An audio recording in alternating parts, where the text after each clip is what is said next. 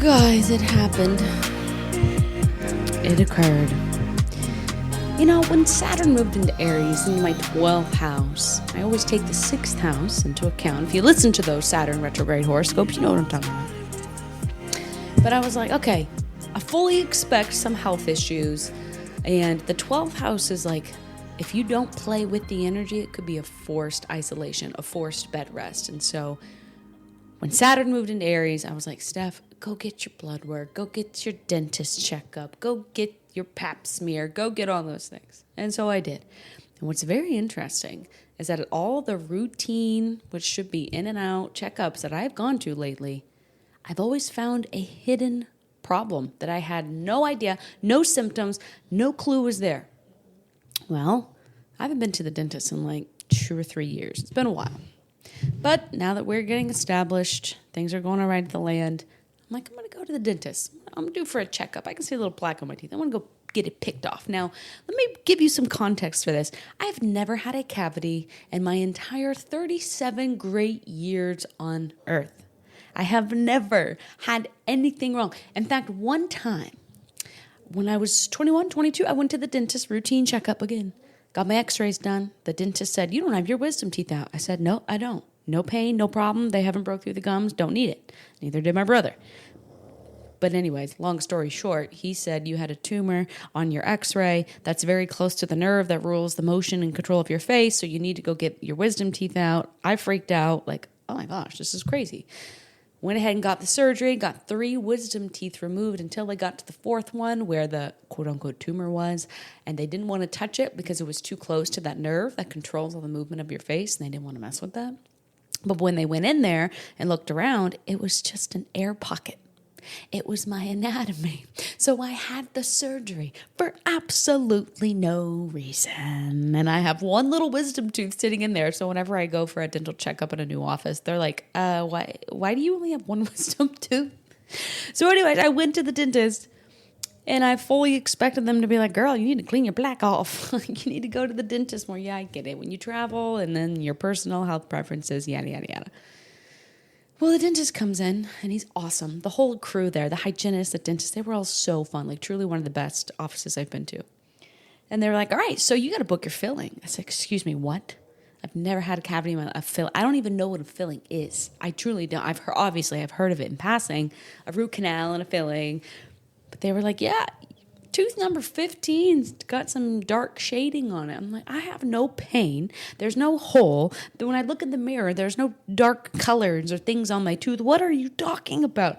And so they showed me on the 3D image they took, like, you have shadow. And I don't know, I guess when they touch it with some explorer tool, they could feel tackiness, which means there's a cavity. And I was like, what?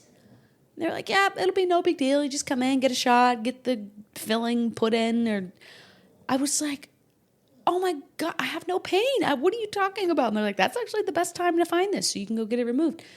Oh my gosh. And so here I am, the last few days, watching YouTube shorts on how to do a filling. They're actually kind of satisfying to watch. But I hate needles. I have developed such a fear of needles in my 30s. Used to be no problem at all. I mean, I was that kiddo, like from 12 to 18, that was like, give me a shot. I don't care. But with so many bad experiences, just not a fan of it. You know what's weird, though, is one time I had blood work done at home. Yeah, it felt very luxurious. A nurse came to our house and took my blood, and I was like, this is easy peasy lemon squeezy. This was amazing.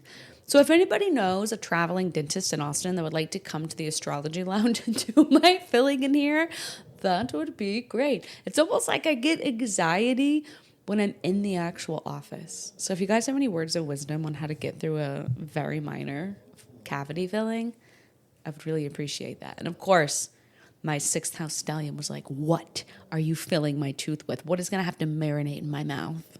Luckily, they're going to use a tooth-colored resin, but I'm still like, yeah, but what's it made out of? I literally asked them to send me a picture of the ingredients list of you have to advocate for yourself, though, you know? So happy August to me. I'll be going in next Wednesday to get that done, but I'm happy for it. And I share that experience because Honestly, if I didn't look at my own astrology, I would have put it off because we pay cash. I don't have health insurance, so it's not as cheap as it would be without it. So, the cost, the time, the pain. My door is rising, but it can wait until it can't, and I can't chew food, and then it's too late and even more expensive, And so I just want to share that because I'm using my own transits in real life, feet on the ground, head in the stars. I saw this and I was like pouty. No, fine, I'll go to the doctors and get this stuff checked out. And it's benefited me greatly. A lot of the things that I have found at routine checkups could have been very serious had I not found them. But I've been finding things right in the nick of time at very early stages where it's super simple. The boop, boop, you're good. So it's really cool to utilize astrology in that way. And I just wanted to share that with you guys. So hi, everyone. Welcome to another episode of the Astrology Lounge. I'm your host and astrologer, Stephanie Powers. Me and the pugs here are going to go over the astrology of August 2026. Welcome. Eclipse season. Guys, the last time we had eclipses was back in February. Remember, we had the new moon eclipse in Aquarius on February 17th. And then what was it? March. Where's my calendar? March 3rd. I knew it. We had the total eclipse in Virgo. Well, it's eclipse season again. On August 12th, we'll have a Leo eclipse. Be sure to check out those episodes right before this to know what area of life it may be hitting for you. And then we'll wrap it up with a full moon eclipse on August 27th in Pisces. Pisces, you're not off the hook yet. So you guys know what to do. Visit the website, astrology-lounge.com, or check out the show notes for merchandise, moon playlists, astrology, flashcards for studying and memorization. We've got lots of goodies in those show notes packed for you. All right, August 1st and 2nd. So as you guys listen to this, it is August 3rd because I felt the pressure to release it on Friday, July 31st, but I was like, the first couple of days of August are pretty quiet, and I feel like a lot of people are having moon hangovers. I don't know this full moon was fun, but it was weird. Like, this week was very, I don't know about your guys' experience, but it was very revealing. Here on the ranch, so it was ironic. Sunday night, our reverse osmosis water machine shit the bed. It broke, would not work. We rely on that. We need that. We live in a place with such hard water here in Central Texas that we have to strictly filter water. That is our source right there. It shit the bed. It broke. It would not pump water. And I was like, oh my gosh, we don't have emergency water bottles. So we had to run to H-E-B, go get a bunch of water, stuff our trunk, come back. Luckily, AquaTrue, the machine we have, was so awesome and sent us all these new reverse osmosis things to descale and clean our machine. But they're like, it'll be 5 to 10 business days before it arrives. And you're like, excuse me? So whatever. We got that on its way. We got a lot of shout out to Mountain Valley Spring bottled water. But then yesterday, our water line got cut. Well, before that, let's reverse. On Wednesday, the power went out. And when you live in a fifth wheel, all aluminum motorhome and the power goes out so you don't have an air conditioner, do you know how fast that thing heats up?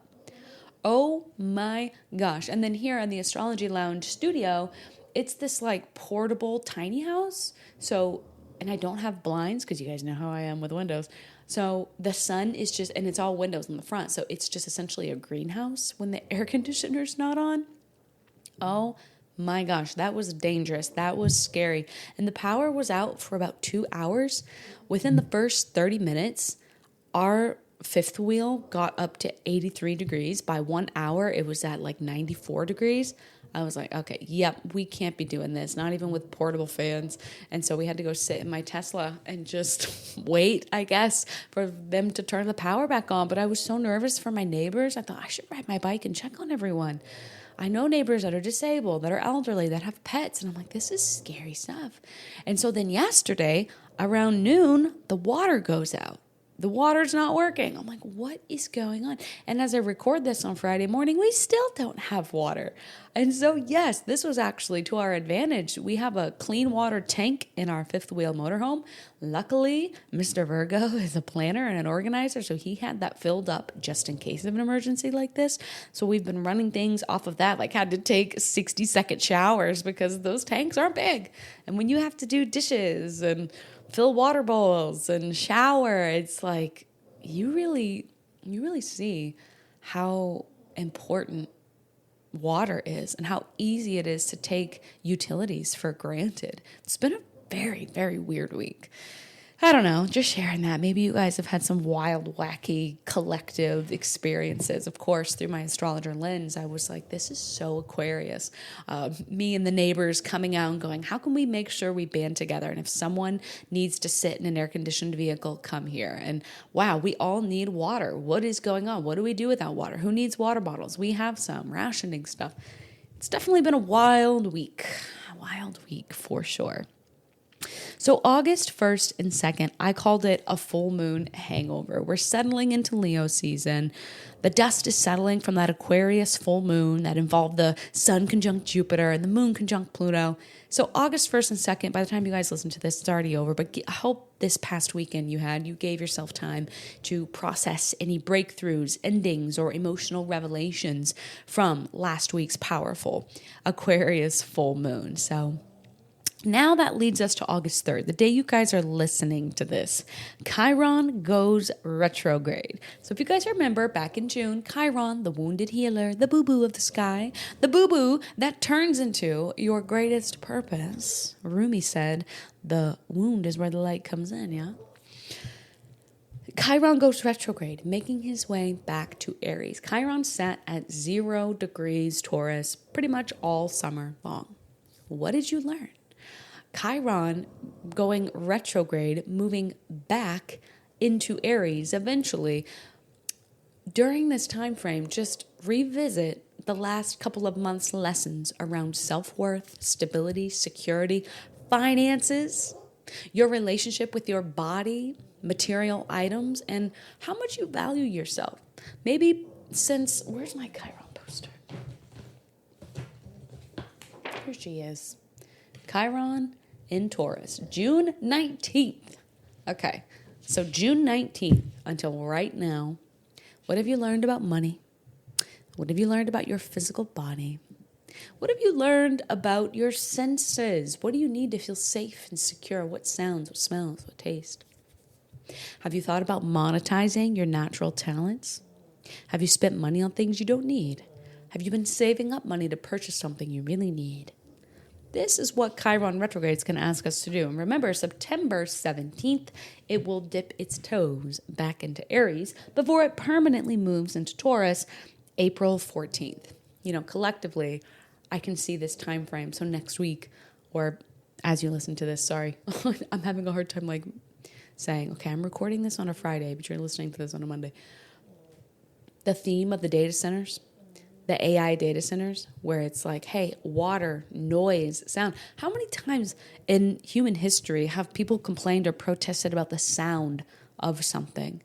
I always thought I was alone in that feeling. Like, how do people live near a busy highway? How do people live somewhere where there's sirens going off all the time? Shout out to all my New York City and Los Angeles listeners. Whenever I do readings with you guys, I can hear the sirens in the background. And to you guys, it's just birds chirping on a tree. And I'm like, are you okay? Like, that is loud. My goodness. This is so Chiron and Taurus, the wound of, I need nature. I'm craving stability, silence, grounding. August 6th, a few days later, Venus, values, love, finances too, moves into her home sign, Libra. So when Venus enters Libra for a few weeks, relationships, harmony in all connections, and learning how to compromise takes center stage. So when Venus moves into Libra, we're craving balance, balancing our checkbook, balancing how much money we make versus how much time and energy we put out. Of course, if you are in a romantic relationship or a marriage, this puts it center stage when Venus enters Libra. But Venus loves being at home in Libra. So this is a beautiful placement to have Miss Venus. I like this for the next few weeks. August 9th, so a few days after that, Mercury moves into Leo. Now, Mercury is normally traveling with the sun. This is, to me, it's not necessarily a transit I heavily focus on because I think Mercury and Venus, they travel with the sun, right? And so a lot of people will find, unless they were born during a retrograde, that Venus and Mercury will normally be the same sign or the sign next to or in front of their sun sign. But Mercury, the planet of how I think, how I communicate and process information, enters Leo. Now, this is kind of a dramatic switch because if you remember, Mercury went retrograde in Cancer. So it's been in Cancer for much longer than it normally stays in a sign. So this is kind of a refreshing energy. We're leaving the depths of emotions, feelings, and we're moving into, okay, I want to express myself. Could there be some drama? Yeah, sure. Some drama in the collective, for sure. But conversations could become bolder. Ideas become more creative. Mercury in Leo encourages us to speak from our heart with confidence and authenticity, to be a leader in the way you write, think, speak, and teach. I always associate, maybe it's my Scorpio placements, but listening without responding, just silently taking in what someone says and letting an awkward silence just drag really helps people process things and say what they actually think. So that's the other side of this coin, is be a leader in listening with this placement. Okay, now the next day I have here is August 11th. So a couple of days after that, August 11th, this is the eve of entering the eclipse portal. This is a spicy day because there's so many planets playing with each other to the degree on this day that I was like, oh, whoa, this is quite the preparation for entering the 2-week wormhole of eclipse season. So here we go. Mars enters Cancer. Big deal, because Mars spends 6 to 8 weeks in a sign. So when it switches signs, it's very important. Cancer risings. This is a very important transit for you. Mars is moving into your first house. Please wear your seatbelt and put on a helmet. Cancer moons, with Mars going over your moon. If you have repressed anger, watch out. If you have been waiting for the right time to make an emotional move, this could be it. Cancer sun. I love Mars going over your sun. Just again, wear a helmet. Make sure your seatbelt is on, but don't take any huge risks. But this could be getting strength, vitality, and energy back in your personality. So I like this for you guys. But for all of us, Mars enters Cancer, and our motivation shifts from chasing external success, like when it was in Gemini, to protecting the people, places, home, emotional security that matters most to us. At the same time, Mercury will be opposite Pluto. So Mercury is currently in Leo as we speak, or as you get to this day, August 11th, and it's opposing Pluto in Aquarius. So this can bring powerful conversations. Sometimes hidden truths can come to the surface with this, and a deep desire to just dig beneath the surface of every situation. So Mercury opposite Pluto. Collectively, this would be August 11th, which is what day is that? I think it's like a Monday. It's a Tuesday. Something about that day is potent. Could be something that comes out on the internet, something that is spoken, a message that is reached. I don't know. But that's not it. Mercury, the same time in Leo, will be trine Neptune. Now, a trine is a pillar of support. It's supporting Neptune's energy. Neptune's energy is supporting Mercury. So this softens the edges of the opposition to Pluto. This makes it easier to trust your gut, your intuition, dream bigger, and see beyond logic. So it's almost like on that day, something is exposed, but then your gut feeling speaks volumes about whatever may be exposed, right? It's like if there's something you've been trying to find the answer to, very much might be revealed that day. But it gives me the flavor of don't ask for a sign, then ignore it. It gives the flavor of, hey, I can't explain this coincidence, but even though it might not make a logical sense, it makes spiritual sense, and I'm following it. And then, get out of here, bug. Venus will be trine Uranus on that same day. Venus, love, values, try and support. Uranus, sudden change, innovation, rebellion. This brings exciting surprises. Adding a layer to this, exciting surprises with love, Venus, friendships, your finances, maybe even creativity, because Venus in Libra is very aesthetic and creative.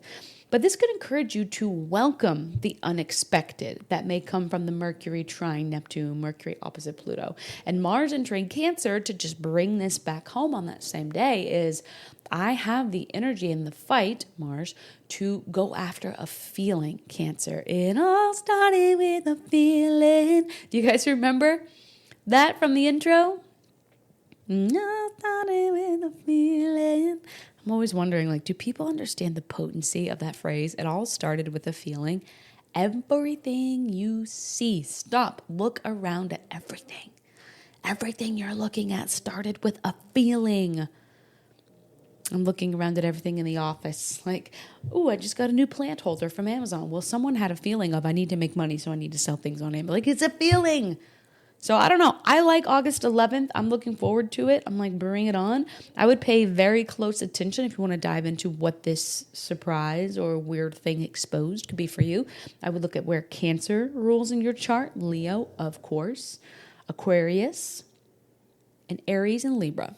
I know that's half of your chart. But I would look at that. Where are those people sitting? That's the area of life that will likely see a sprout that you didn't expect to come through the dirt. Okay, August 12th, put a star on it. I have one right here, highlighted in pink. This is Eclipse Day, and eclipses work in 2-week portals. I look at them as black hole wormholes.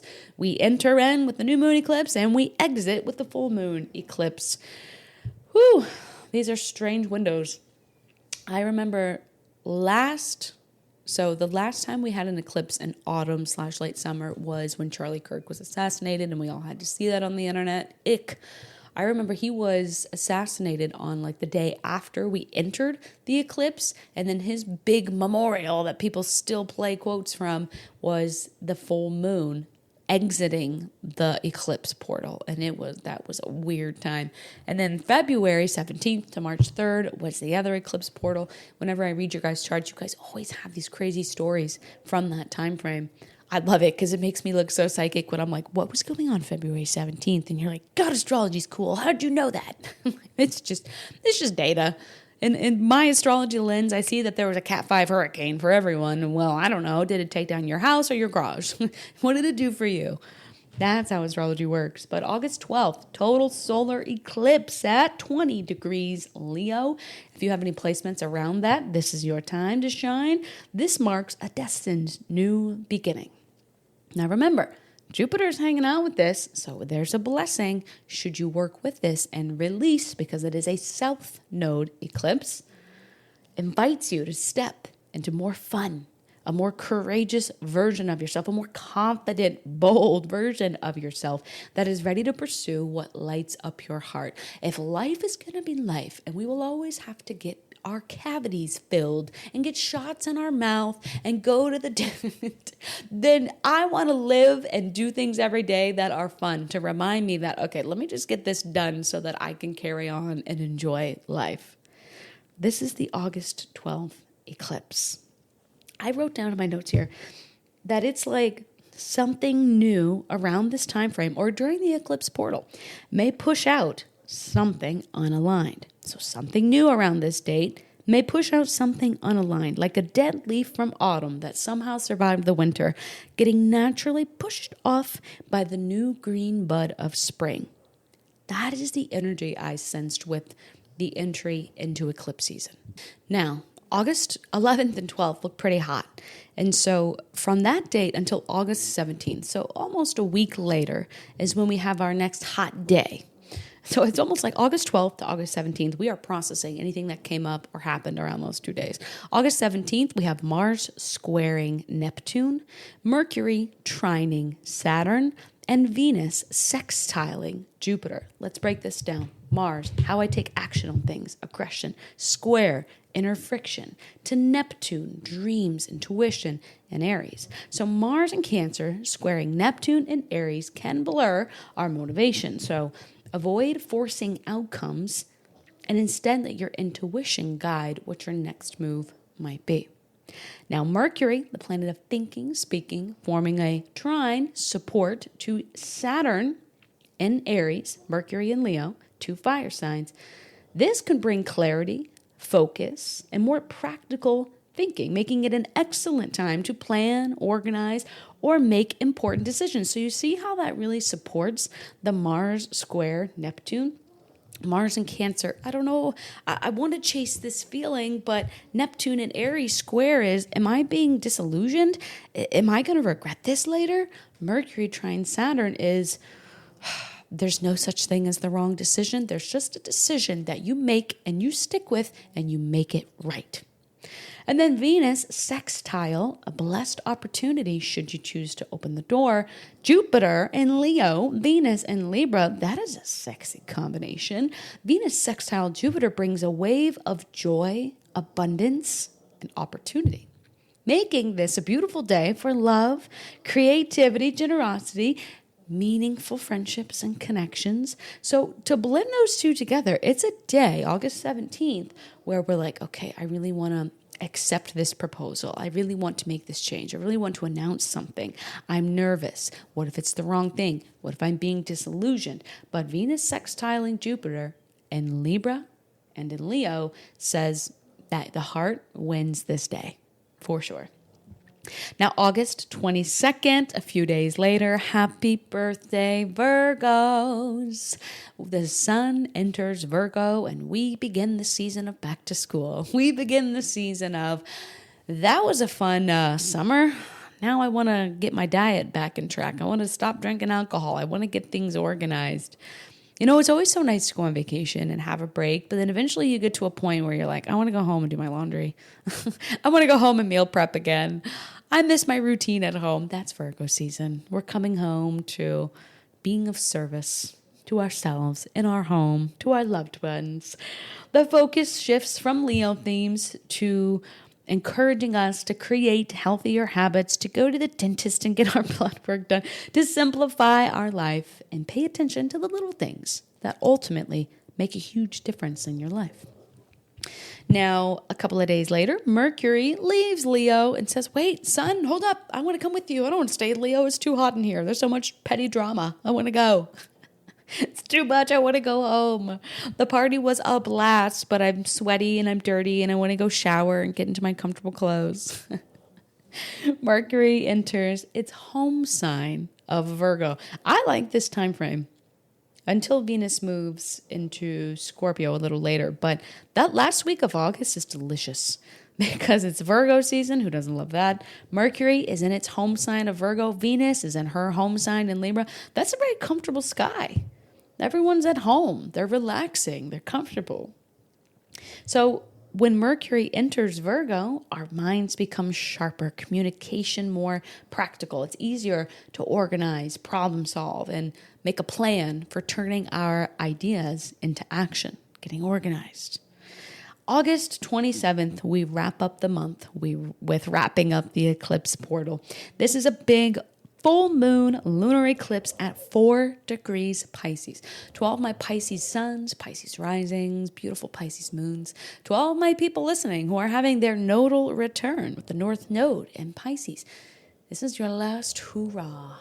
This is a beautiful day. This is wrapping up something very Piscean, a dream, an illusion, an artistic, creative project, a long-term dream you never thought would come true. I really like this day. And of course, please subscribe and come right back because there's so much more to these eclipses. I'm just giving you the baseline.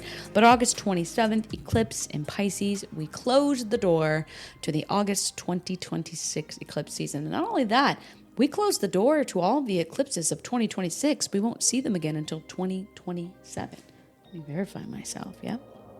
That's a wrap on eclipses of 2026. And so this is very much a graduation day energy, if you will. So, guys, happy birthday, continued birthday to all of our wonderful Leos out there. My favorite thing about you guys is your cheerleading abilities for your friends, for those you love. I adore Leo energy. And Virgos, happy almost birthday to you. I know you're over there like, oh, don't make a big deal out of it. You know, I'm so used to being of service. I'll make my own cake. It's fine. No. Virgos, we're going to make sure you have your cake and eat it too. And we clean up after as well. So guys, enjoy the astrology of August. Happy August. I'm always here if you need me. Visit astrology-lounge.com to book a private reading with me. And other than that, I will see you on the next episode later this week. Sending love from Twin Moon Ranch. Bye.